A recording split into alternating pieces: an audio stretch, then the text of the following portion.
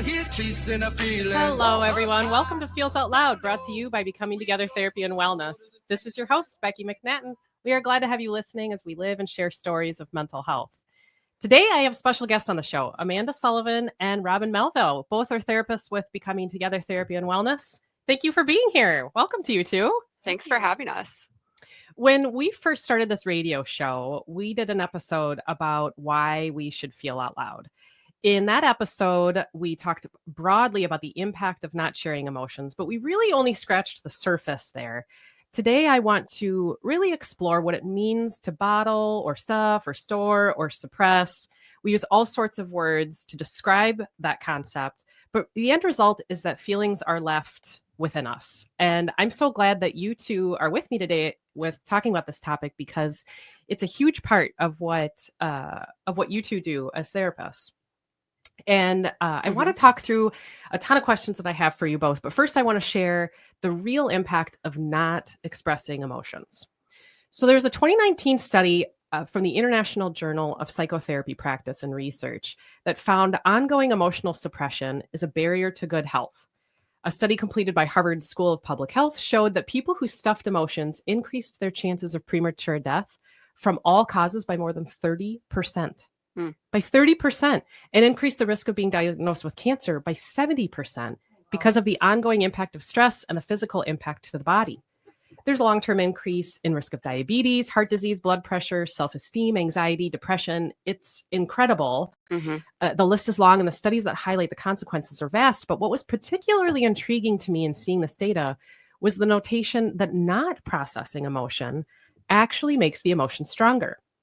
I think that us humans get ourselves thinking that not expressing feelings will lessen them, but we get that potential consequence of explosion or overreactions from those pent-up feelings. Got me thinking about times I've done that myself, and having a feeling that I had that totally came out sideways and way more intense than I had planned. But what do you two think is underneath our challenges with expressing and processing emotion? Well, that's a loaded question, Becky. It's a huge one. I do think there's a lot of social norm pressures of, not being so open about emotions. There's a vulnerability with it. And I think a lot of us struggle with feeling okay being vulnerable around others. Sure. I totally agree with you. I think we often don't want to share because we don't know how other people will respond to our emotions, or maybe we've even had negative experiences with how people have responded to our emotions where we didn't feel seen or heard. That's a good point. We have a history data point there. Yes. I think there's a lot of cultural conditioning around expression of feelings. One thing that stood out to me when I was kind of planning for today was this question I saw someone post on social media. Credit to whoever posted this. And the question was, if we allowed women to express anger and men to express sadness, how different might our world be? Wow. Yeah. And it made me think about the ways in which we are conditioned in so many different perspectives, from so many different kind of identities about what is okay and what is not okay in terms of how to share our emotions. Yeah. An interesting point on you're highlighting even a vulnerability in expressing specific emotions. So we might suppress some emotions over others based on a type of social conditioning, what's modeled for us, what's normed. Yep. What do you think we are looking for in not sharing how we feel? What are we wanting? I think I think we're going to both say the same thing, but I was going to say acceptance of the group or whomever we're around, where we are. Like Amanda was saying, it's kind of, you're not certain how it's going to be received. And so in keeping it in, you're more neutral and more likely to feel like you're not making waves wherever you're at. Keeping it peaceful. Totally. Okay, well, I love our discussion already. Right now, we're going to take a short commercial break, but stay tuned to learn about the ways our body stores emotions. We're going to talk through that a lot. Take a quiz to find out if you're an emotional bottler and what you can do to promote your own expression. Thank you for listening to Feels Out Loud, everyone. Then you'll find yourself. You gotta find the people.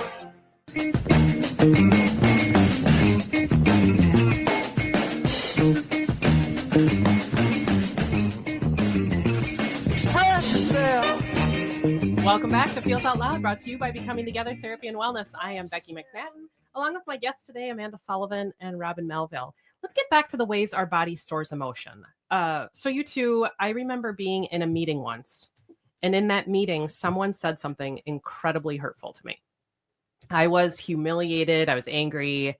I was super sad, really all at the exact same time. And I could feel these tears well up in my eyes, that feeling right behind your eyes, like it was about to spill over any second. And I started telling myself, do not cry right now. Do not cry right now. And I said it over and over and over. I did not want to be vulnerable in that meeting. I tried to start thinking of something else just to distract myself, and it did work. I did not cry. Later, though, I didn't want to go back to that feel. It was awful. Did not want to go back to that feel. But as I think about it now, I wonder what the consequence of doing that was for me. If I give myself a chance to think about it, even right as I'm sharing the story with you, I can still feel it. I can go right back to that moment, and it tells me that maybe I stored it. Why do we store emotions like this? Well, I'm not a scientist, so I want to preface the conversation with that. But there's a lot of physiology involved in why we store emotions and why they're held in our body. So when you experience something like this, like you did in that meeting, your nervous system actually starts to respond to keep you, what I'm going to call safe. And I don't just mean physical safety, I also mean emotional safety. So our emotions, the physiological origin of our emotions are actually regulated by our sympathetic nervous system, which is the part of our nervous system that controls our fight or flight response. It is there and it functions to keep us, again, physically safe, but also to protect us from things that feel emotionally unsafe. And so when we don't, during this kind of process of our nervous system being activated, what also happens is hormones build up in our body, like cortisol, adrenaline, and our body is creating energy so that if we do need to protect ourselves, our body can do that, right? Sure. And so what didn't happen is that you didn't get to express the emotion. And so if you don't express the emotion or it's not acknowledged, it stays in your nervous system. I literally told myself not to do it. Yes. I mean, I even knew what it was. I'm a little bit, from what you're saying, I'm sensing that some of what might be going on is we don't even know this is happening in us. No, we don't know at all. This is a mostly subconscious process that happens, and it happens so quickly, you're not even aware. And again, that happens biologically because our nervous system and our sympathetic nervous system especially is designed to keep us safe. Like if we were to experience some sort of actual physical threat, we wouldn't want to be thinking about like, what do I do if I'm in physical danger? We would just want our body and our brain to respond. Our body to respond. Totally. Yeah. And so I was aware of that, what the feel was, but I wasn't necessarily aware that I had cortisol going all over my brain and body in that moment. So you're saying that had I gone back later, like later in the day, had I gone back and said I was really humiliated or I was really sad about this thing? Yes, or processed it with someone. So an example that I thought of was you're driving to work and I get really annoyed when I'm driving, like just easily agitated when I drive. Someone cuts me off or people are driving slow or they're in the left lane when they're not supposed to be. And I walk into work and I'm kind of annoyed already. You guys have both seen this. And I talk to someone. And then what they do is I'm getting my emotion out, but also, and I work with therapists, so I'm very lucky, but they validate my feeling like, oh, that's so annoying. Or they remind me that that's frustrating. And I feel heard and seen and my emotion is gone. And then I can move on with my day. Sure. Whereas if I didn't get the opportunity to do that, then maybe something else annoying happens in my day and I get more annoyed and then it's building up in my body. And then maybe I drive home and I'm stuck in traffic and I get even more frustrated. And by the time I get home, I'm like mad at whoever is in my home with me, or I'm agitated, or I'm snappy with them. Right. Well, that gets at that by not processing emotion, it actually can get bigger. Totally. What would you say then, Robin, is the impact? I'm hearing Amanda talk about maybe relational impact. What would you say is the impact to relationships then from not expressing or storing emotion? Well, I think like Amanda was saying, it can slowly build, and suddenly someone leaving something in the middle of the room becomes this catastrophe because you have had a bunch of annoying things happen all day and you are at your limit. You can't hold it in anymore.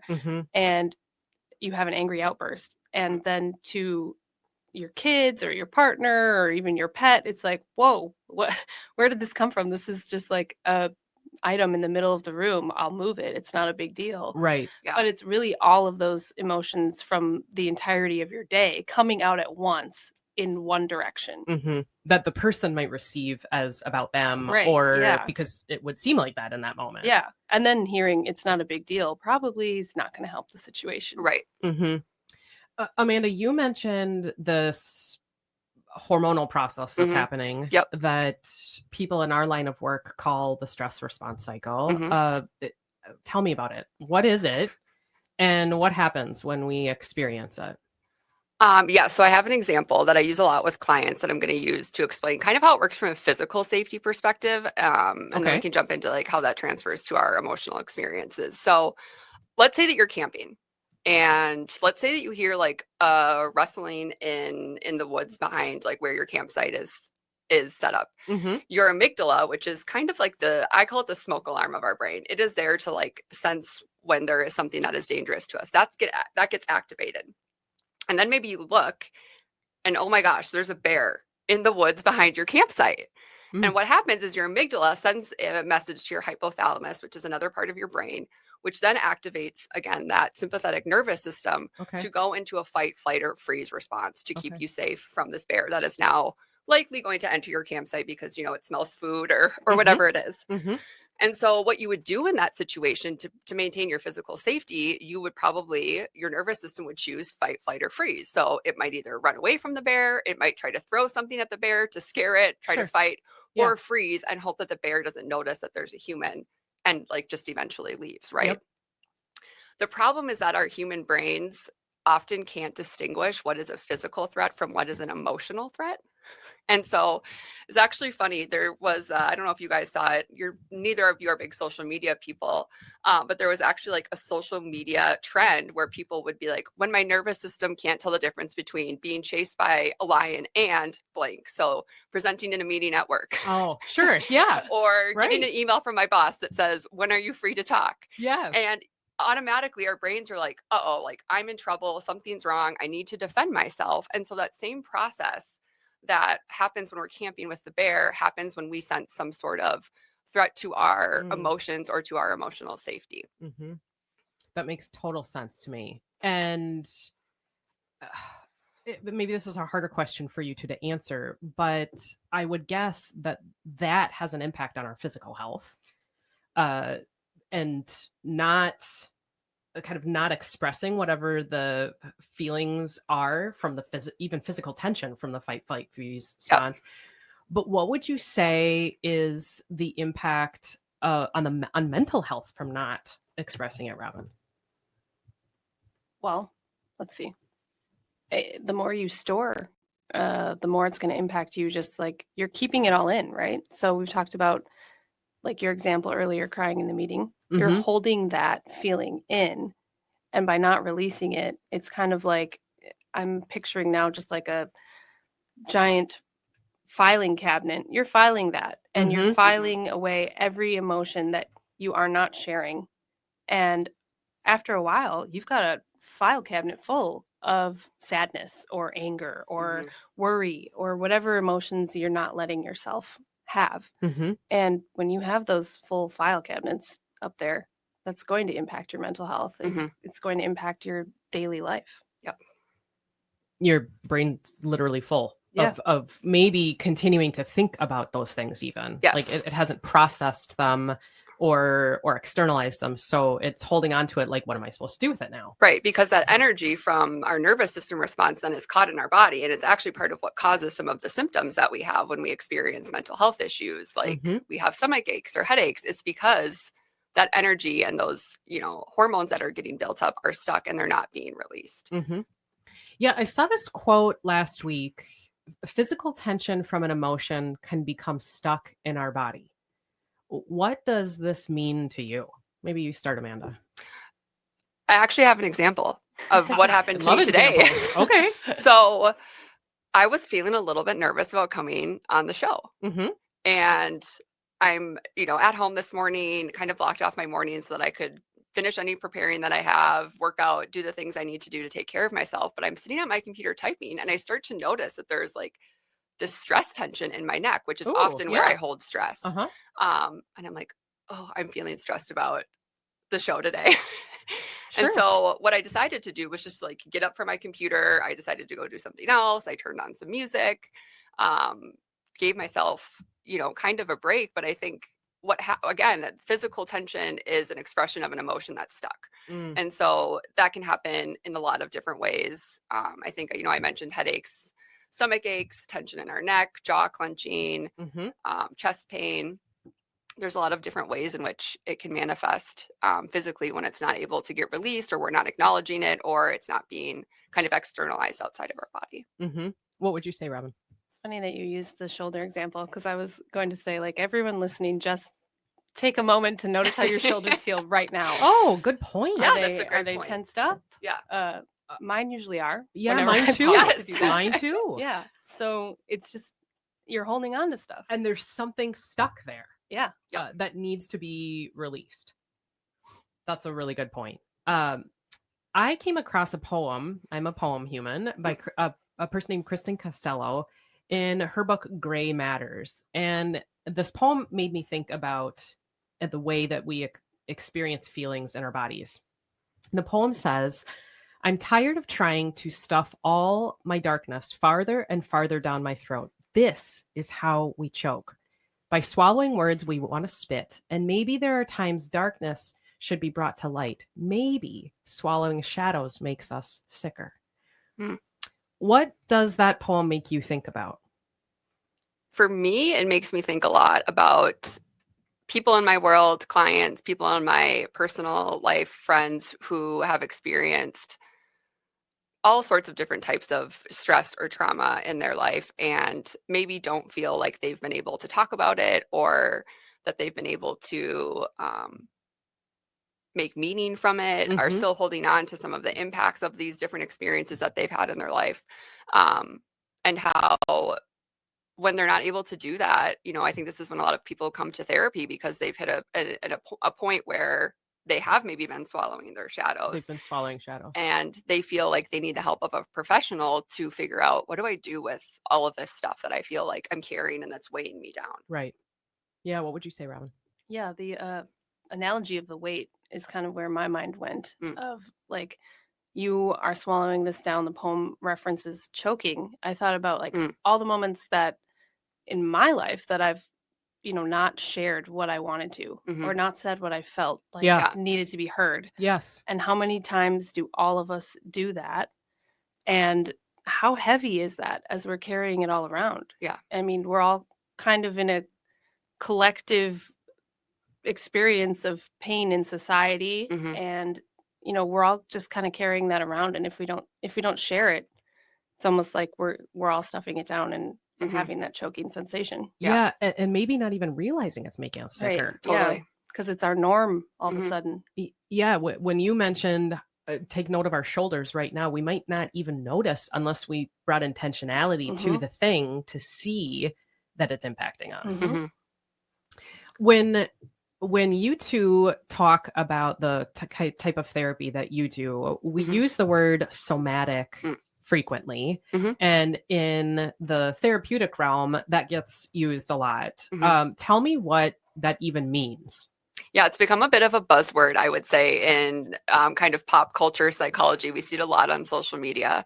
The word soma is Latin for body. So somatic is just really referring to the ways our bodies are holding our feelings. And this type of therapy really addresses helping individuals identify, like, how is their body storing their emotions. Okay. So maybe how are people swallowing shadows? Totally. Yeah. If we link it to the poem, it's what specifically is your body doing to kind of operationalize whatever emotion is existing there. Yes. I have an example. Please share. There is this TV show that a lot of people have been talking about, that we talk about at work. It's called Shrinking, and there's a lot of people talking about it from a grief and trauma perspective. And there's several characters on the show that I could talk about. But one of the characters, Sean, has recently come back from military service, and he's getting into bar fights. Okay. And this is causing like a lot of distress in his world and his relationships. His family is mad at him. Obviously there's legal consequences for assaulting people. Yeah. And part of why he's getting into bar fights is because he's holding so much anger Hmm. and so much feeling from his experience inside his body. And so what happens is he experiences something that is an external trigger or is reminding of him of a past experience, and his body goes into kind of a fight response. Got it. Mm-hmm. And is he aware of it in the show? I think that throughout the show, he becomes aware of it with the help of a therapist. You were going to add something, Robin. Yeah. I was going to say that also it's kind of like his physical expression of the emotion, because he hasn't expressed it or hasn't verbalized it or talked through it. It's almost like his body knows it's there and doesn't know what to do with it. And it's coming out physically. Mm-hmm. That makes total sense to me. Are there other examples that you two have of whatever we would call swallowing shadows or somatic symptoms? Are there stories or experiences you have of what the impact of that has been? I'm put us on the spot. No, you go. Well, I was going to say, I think we've already kind of talked about some of the symptoms, headaches, stomach aches, tension in your back and neck, tingling sensations, tightness in your chest, jaw clenching. And again, that can lead to a lot of people having issues with physical pain. A lot of clients, when they come in with anxiety, also tell me that they have some sort of GI issues, which is, yeah. And that's really not uncommon because of the way that our gut is connected to our brain. And the ways in which, again, those feelings are getting stuck in there and they're not coming out. And so they're causing issues with us and really causing like a lot of issues in people's world, like causing them to like miss work or not be able to function or to go out and do things socially like they would want to. Mm-hmm. And then have physical health ramifications potentially. Yep. That's sort of the intersection of the physical health world and the mental health world. Sometimes people are super frustrated because a doctor may say kind of that air quotes nothing is wrong with you, but symptoms are present, and so it doesn't mean there's not an impact from somatic symptoms. Isn't only a reference to it's in your head. It is real. It's a real symptom, yes, but what a doctor is saying is the cause of it is not medical. Yes. Yeah. So okay, if we're talking about somatic symptoms, then how can we work to build awareness of the way that emotions are in our body? Well, I think just earlier, we paused and noticed like what's going on in our shoulders right now. So that's a perfect example of mindfulness. I know is another buzzword, but that is a mindful act in pausing and just like almost there's body scans that are types of different mindful activities you can do, but like recognizing, what do I even feel right now? What am I feeling in my body? Am I experiencing tension somewhere? Do I need to stretch? Is like, how does my stomach feel? How does my head feel? Yeah. So many times we go throughout the day and don't even notice what we are physically feeling and experiencing. Yeah. I think for some people, even who are not familiar with this, that might even feel a little bit daunting. Like they're not totally aware of how their emotions show up physically in their bodies. And so what I encourage people to do is actually to work on paying attention to the other sensations that we experience as human beings. So like pay attention to if you feel hungry. Check in with yourself about that. Okay. Are you thirsty? Yeah. What's your body temperature like? Are you feeling hot? Are you feeling cold? And working on building awareness from that perspective before you move into kind of working on noticing how maybe emotions are showing up in your body.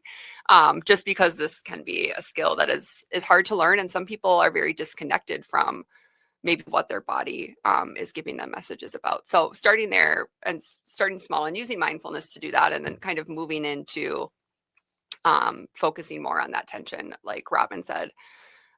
You said body scans. I think those are great. Working on labeling your emotions. Okay. Dan Siegel, who's one of my favorites in kind of this neurobiology emotion kind of world, he has this skill called name it to tame it. So basically naming an emotion kind of helps tame it down so that it doesn't feel so big. So working on doing that, and you talked about in your intensity episode using kind of correct labels for feelings, and there's good resources, emotion wheels that you can get online, emotion charts, all sorts of great stuff if you just Google that. It's a really good point because, and I want to pause there for a minute, because there is a difference between fatigue in sleepiness and fatigue in stress. Yes. Now, we may have to start, and I totally appreciate what you're saying, in highlighting, am I hungry? Am I tired? And then from there, building the muscle around attunement to, well, what type of fatigue is Yep. this? Or what type of irritation is this? Because it might stem from different things, and our response to ourselves and what it means to effectively process the emotion looks really different. In that episode, I talk about way different to feel humiliated anger than a rage-like anger. Totally. We might need to talk about it differently. We might even reach out to different people to process it. Yep. And I'm just thinking about in the stress response cycle, that on a chronic basis might show up as an emotion one time and then a different emotion another time, and being able to kind of not just label it stress, but then work to delineate what type of intensity is this? What is it? More sad? Is it more, does it feel more anxious today? Now, you two are both yoga teachers. And so I know you both recognize the bodily impact of emotional experiences. How would you say, and it's a big question, how would you say that yoga helps process? Robin, you go first. I think that's almost depending on, I mean, Amanda and I are going to give different answers because it's very personal, right? Yes. It's like yoga for me. Well, one, I don't enjoy a lot of cardio, physical activity. So the type of yoga I like to do is more of the slower, intentional. It causes me to slow down. It causes me to have to be in that state of mindfulness and feeling, what I'm experiencing while I'm in any pose. And for the longer holds, it's kind of like, what's going on here? And you have that time to think and to really sit in it and to recognize where you're feeling it.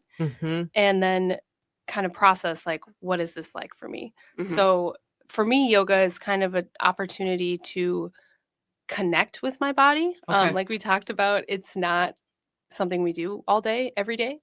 And so getting on the mat and slowing down just to even take the time to see what's going on is how that helps me. I love your answer, because the first time, I'm not a yoga human. So listeners, if you are not a yoga human, I'm with you. The first time I did yoga, I thought you had to be super physically agile to do it.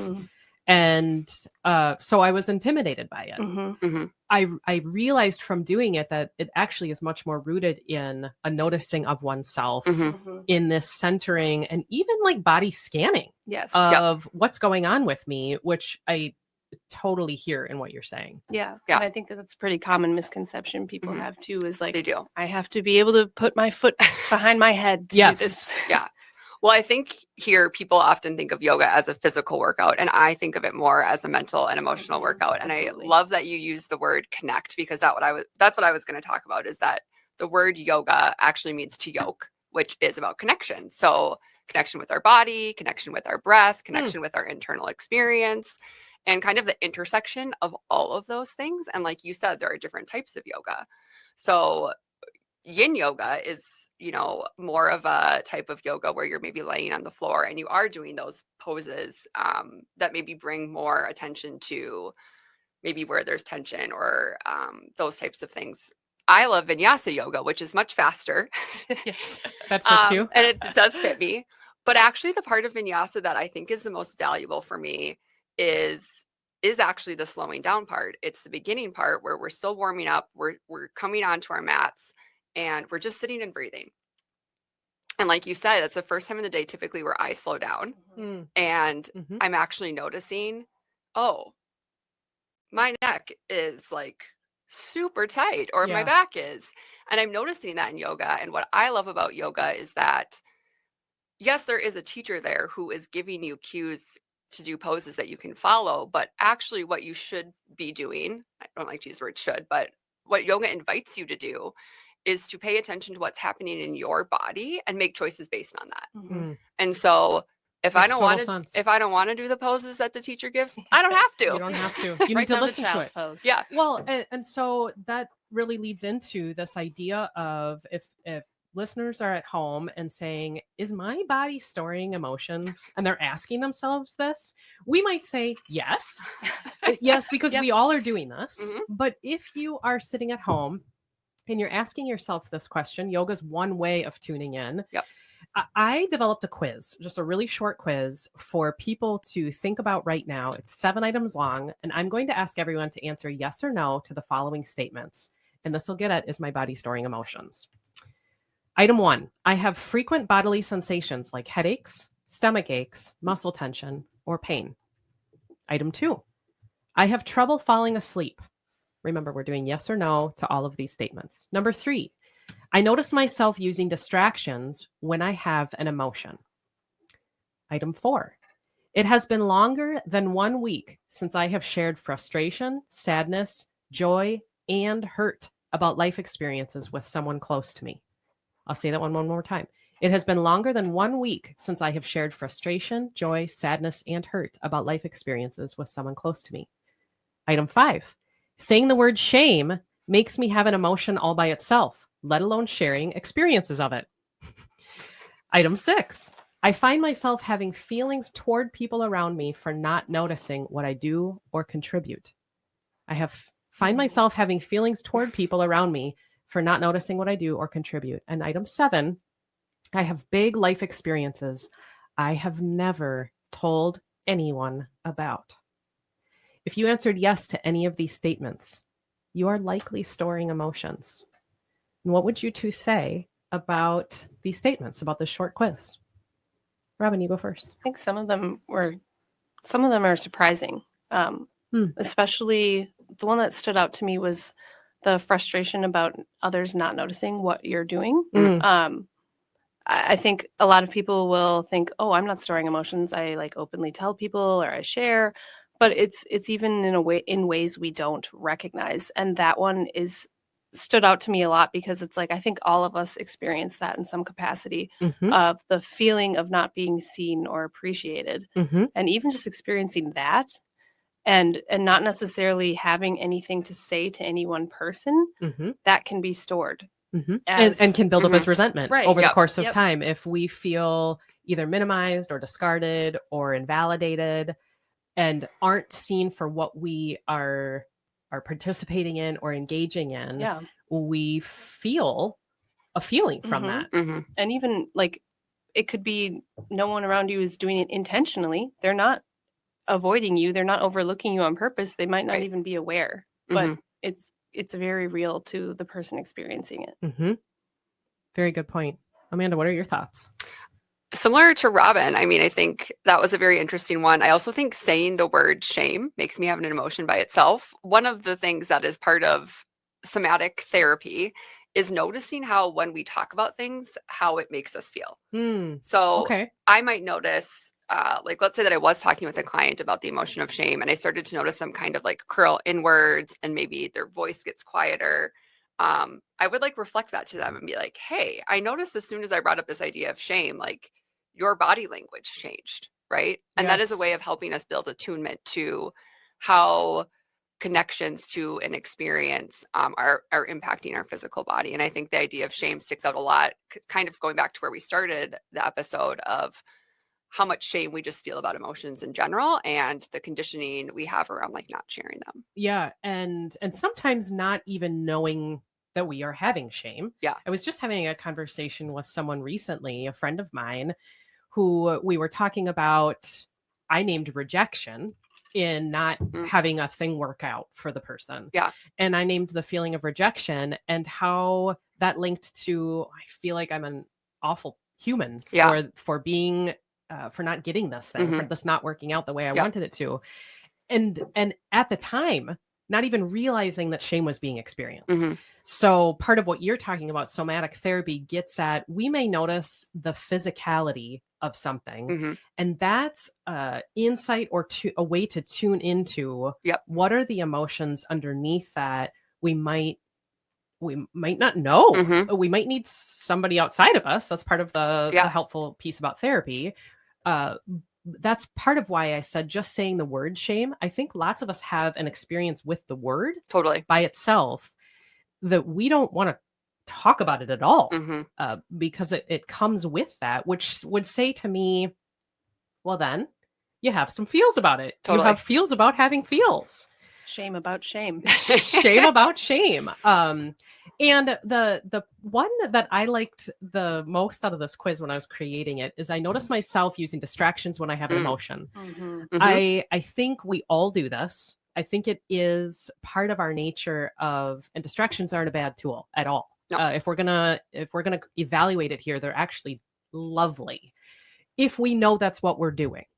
And if they're not your only tool. If they're not your only tool. Yeah. If we notice ourselves using distractions, then we can understand what we are distracting from.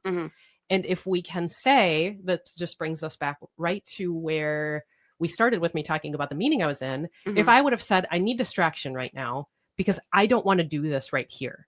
But I would have said, I know what I'm doing and I'm going to address this later. That would have been important. So would you two have any suggestions when we talk about coping tools? You said if it's not your only tool. Yeah. What would you suggest for navigating some of these really big emotions? I have a few. The first one that I recommend for people is engaging in movement. And notice I didn't say exercise. I said movement. Okay. I think a lot of people have a connotation with the word exercise or they don't want to do it. So that's totally fine. You can go for a walk. You can have a dance party. You can clean your house. But moving your body is releasing those chemicals that got built up during your fight or flight response. Another thing that helps activate our parasympathetic nervous system, which is the part of our nervous system that goes into rest, is breathing. And so learning breathing strategies, learning how to do deep breathing. There's tons of resources online that you can find.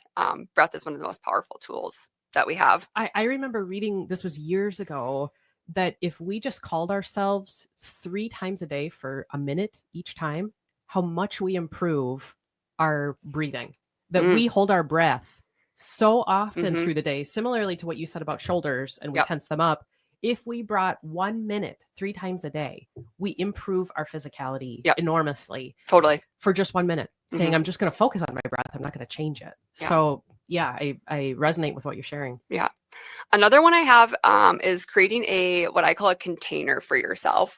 And a container is really just a dedicated time and space to give yourself emotional processing. So a lot of people use therapy for this, but if you're not in therapy or you can't access therapy, how do you create time in your schedule to reflect emotionally, to journal, to talk to someone, to be creative, to maybe do movement? You can use a timer even. You can set a timer. But that you're giving yourself the space and knowing, like, sometimes it's helpful to know, like in your meeting, if you would have known, like, I have my emotional processing time later this week or tonight, like I can come back to this feeling then. That sometimes helps us to know that there will be a space for us to come back to it later. There is a container. Yeah. What would you say, Robin? Well, that is also in shrinking. It is in shrinking. Yes. Is it really? Yes. 15 minutes of grief each day. Yes. Just to help. I can't remember her name, but to help her Alice. get it out. Alice. Yeah. Experience the feels. Creating an intentionality for yourself and a trust that you will do the thing. Yeah. Yep. And knowing, like, even if something comes up unexpectedly, you can hit the pause button instead of the stop and experience it later. Like that pause button. Well, it's also partly a personal call out to yourself on, okay, I will do this. Yeah. I will do it. Yeah.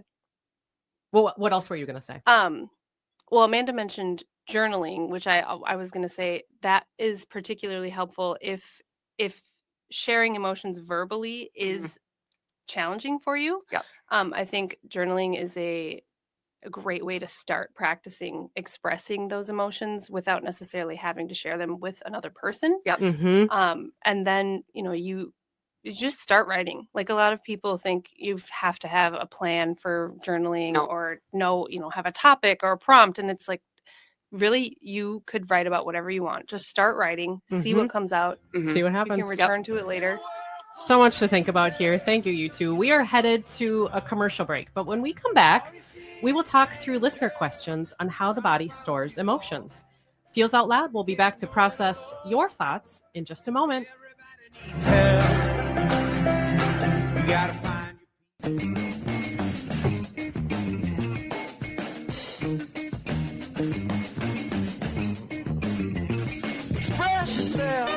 We are back again with Feels Out Loud, and this part of the show is where we talk through questions from you all, our listeners.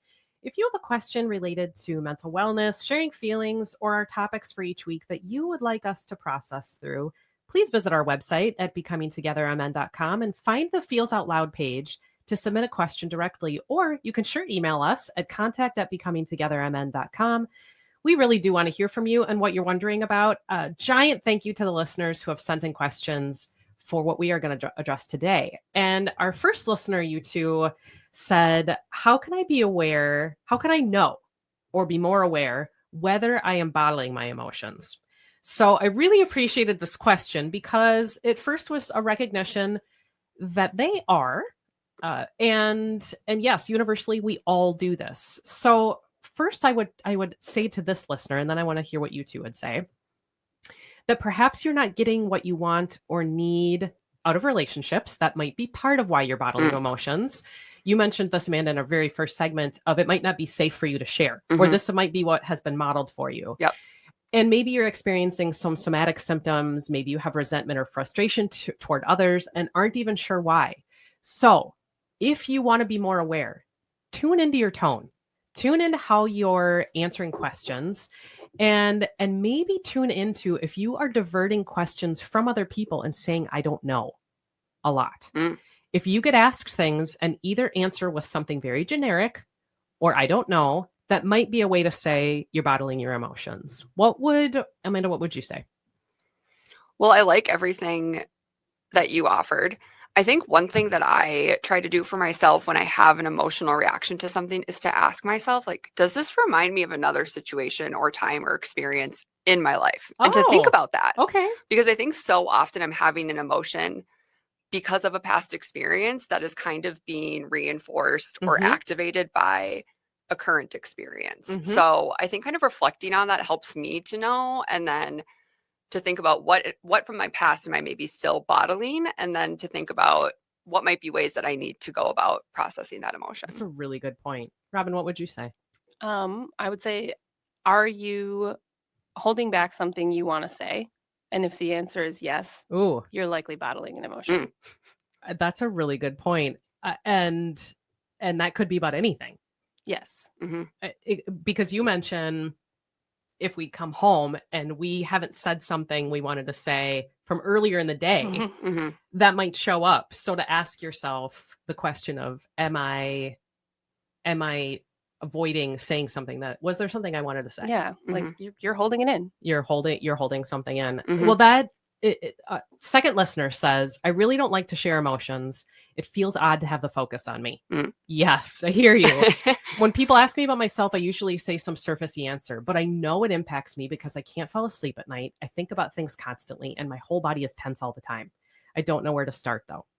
And I would say to this listener, start with energizing feelings first. If you don't like to share emotions, let's not jump to exceptionally vulnerable ones like shame we talked about, or maybe insecurity. I think you two would agree with me. Start with things like gratitude or positive connection. Yeah. And possibly say things to people like, I really loved spending time together today. Note that when you do. If you're with a person, you two mention connection, even if you're to your yoga teacher, to a moment that you're having in that moment, say it makes me so happy to be doing this, or I'm so glad I can be here with you today.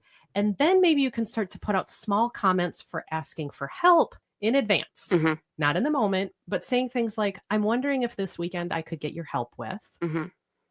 And just start small. Start small with those really basic daily life examples. And be patient with yourself. Sharing emotions is hard. And a recognition that we might be bottling them when we're not sharing them. We are already at the end of our show today. Thank you for listening this morning. Join us next week as we talk about the cost of confidence. And in the week ahead, be kind to yourself. Remember that connection fosters wellness. And everyone, your voice is one that the world around you needs to hear. Share yourselves, friends. Down low, we go from the floor to the ceiling. We fly